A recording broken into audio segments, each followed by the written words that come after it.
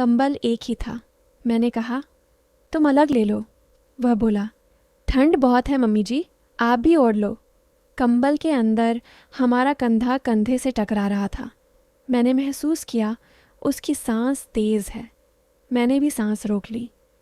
संगीत, हेलो जी, मेरा नाम है शालिनी। उम्र अभी अभी 40 पार की, पर लोग कहते हैं कि मैं 32 से ज़्यादा नहीं लगती। संगीत, कसम से जब मैं साड़ी का पल्लू थोड़ा सा सरकाती हूँ तो मेरी कमर की वो लाइन। संगीत, अरे शर्म आती है खुद को तारीफ करते बस। संगीत, इतना कहूँगी कि मेरे गालों पर अभी भी वो गुलाबी नूर है जो जवानी में था, और होंठ हल्के से दबाओ तो शहद टपके। हाँ, मैं अपनी सास हूँ नहीं। संगीत, मैं वो सास नहीं जो टीवी सीरियल में बेटे को डांटती है। मैं तो वह सास हूँ जिसका दामाद रात रात भर मेरे ख्वाबों में आता है।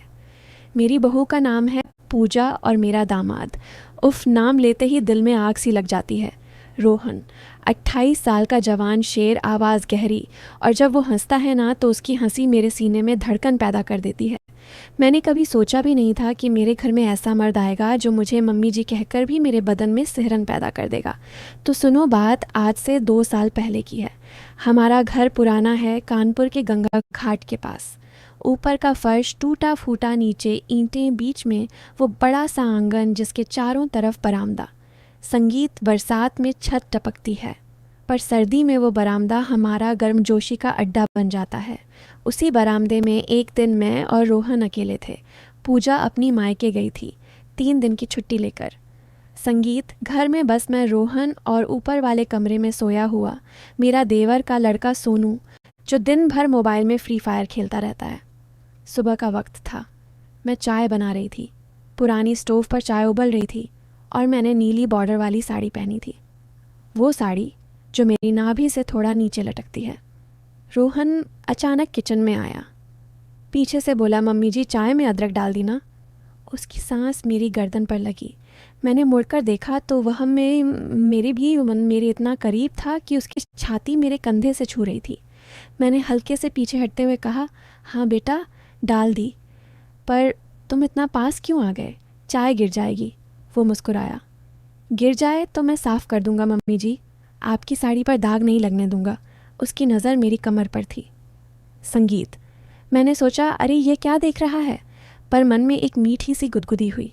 चाय लेकर हम बरामदे में बैठे। पुरानी चारपाई चरमराती है। मैंने पैर ऊपर करके बैठने की कोशिश की तो साड़ी का पल्लू सरक गया। रोहन ने तुरंत नज़र फेर ली, पर मैंने संगीत देख लिया।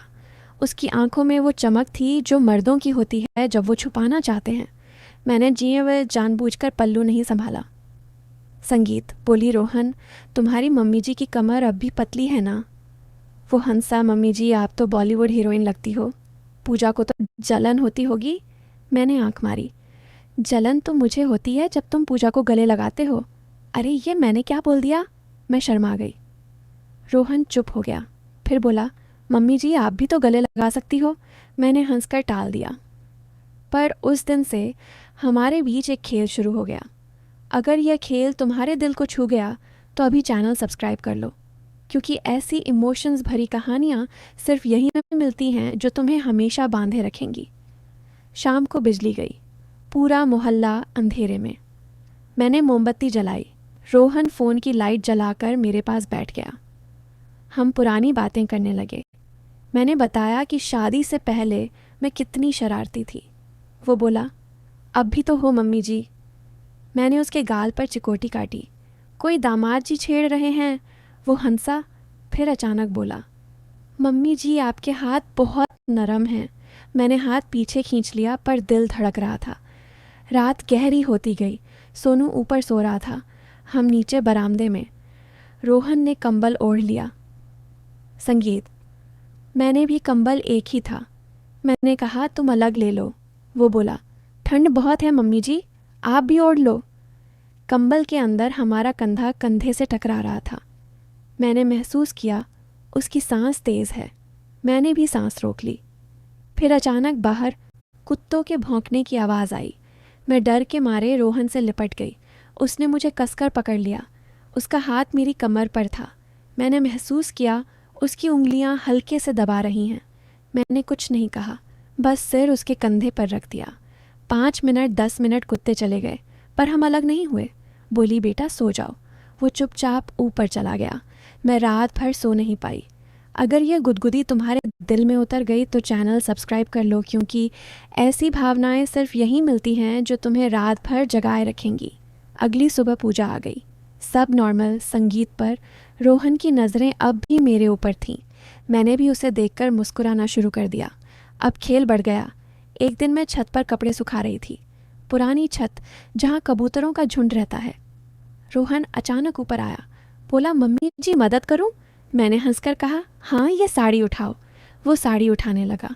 मैंने जानबूझकर संगीत उसका हाथ छुआ। वो रुक गया। मैंने कहा, क्या हुआ?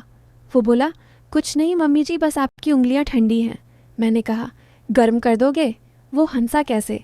मैंने उसकी हथेली पर अपनी हथेली रख दी। हम देर तक ऐसे ही खड़े रहे। हवा चल रही थी, मेरे बाल उसके चेहरे पर लग रहे थे। संगीत। फिर अचानक नीचे से पूजा की आवाज़ आई, रोहन कहाँ हो? हम अलग हो गए। ऐसे ही दिन बीतते गए। कभी मैं किचन में कुछ गिरा देती, वो झुककर उठाता तो उसकी नज़र मेरे ब्लाउज़ के गैप में चली जाती। मैं जानबूझकर झुकती। कभी वह मेरे लिए चाय बनाता तो मैं उसके पीछे से गुजरते हुए अपना कंधा उसके कंधे से रगड़ देती। हम दोनों जानते थे कि हम खेल रहे हैं, पर रुकने का नाम नहीं ले रहे थे। अगर ये खेल तुम्हें इमोशनली हिला गया तो अभी सब्सक्राइब कर लो, क्योंकि ऐसी कहानियाँ सिर्फ यहीं मिलती हैं जो तुम्हारे दिल को हमेशा थामे रखेंगी। फिर एक दिन कुछ ऐसा हुआ कि खेल बदल गया। हमारे घर के पीछे पुराना तालाब है। लोग कहते हैं उसमें पुराने ज़माने का ख़जाना डूबा है। कोई जाता नहीं। एक शाम मैं और रोहन वहाँ संगीत गए, कपड़े धोने के बहाने। मैंने बोला, रोहन तालाब में झांक कर देखो, शायद कुछ मिल जाए। संगीत। वो हंसा रस्सी पकड़कर झांकने लगा। मैं पीछे से उसकी कमर पकड़कर, संगीत बोली, डर लग रहा है। वो बोला, मम्मी जी आप मेरी कमर पकड़े हो, मैं नहीं गिरूंगा। मैंने कमर पकड़ी। कमर गर्म संगीत थी।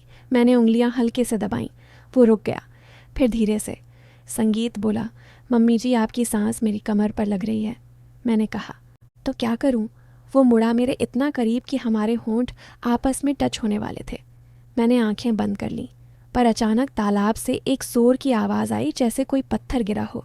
हम दोनों चौंके। रोहन ने मुझे पीछे खींचा। हम दौड़कर घर आए। उस रात मैं सो नहीं पाई, सोचती रही कि क्या होने वाला था। अगले दिन से रोहन थोड़ा दूर रहने लगा। मैं समझ गई कि वह डर गया है। मैंने भी खुद को संभाला, पर अब हमारे बीच वह पुरानी गर्माहट नहीं थी। पूजा को कुछ पता नहीं चला। अगर ये सिहरन तुम्हारे दिल में उतर गई तो चैनल सब्सक्राइब कर लो, क्योंकि ऐसी इमोशन सिर्फ यहीं मिलती हैं जो तुम्हें हमेशा छूती रहेंगी। फिर एक दिन पूजा को ऑफिस का ट्रेनिंग मिला, 12 दिन का। घर में फिर मैं और रोहन। संगीत। इस बार मैंने फैसला किया कि खेल बंद। मैंने सुबह सुबह पूजा की, रोहन को माथे पर तिलक लगाया। बोली, बेटा आज से हम सिर्फ माँ बेटे हैं।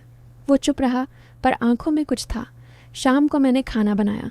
रोहन ने कहा, अम्मी जी आज कुछ स्पेशल बनाओ। मैंने बनाई चिकन बिरयानी। संगीत। हम खाना खाने बैठे। मैंने उसके लिए रोटी बेली, उसने मेरे लिए चिकन परोसा। खाते खाते वो बोला, मम्मी जी आपने कभी सोचा कि मैंने बात काट दी? हाँ, सोचा कि तुम मेरे बेटे हो। वो चुप हो गया। रात को मैं अपने कमरे में थी, दरवाज़ा खुला था। रोहन आया, बोला, मम्मी जी नींद नहीं आ रही। मैंने कहा, आओ बैठो। वो मेरे बगल में बैठ गया। मैंने उसका सिर गोद में लिया। उसने आंखें बंद कर लीं। मैं उसके बालों में उंगलियां फेरी। वो बोला, मम्मी जी मुझे माफ़ कर दो। मैंने कहा, किस बात की? वो बोला, उस दिन तालाब पर मैंने सोचा था, मैंने उसका मुंह बंद कर दिया। बोली, बेटा वो पल कमज़ोरी का था, अब हम साफ़ हैं।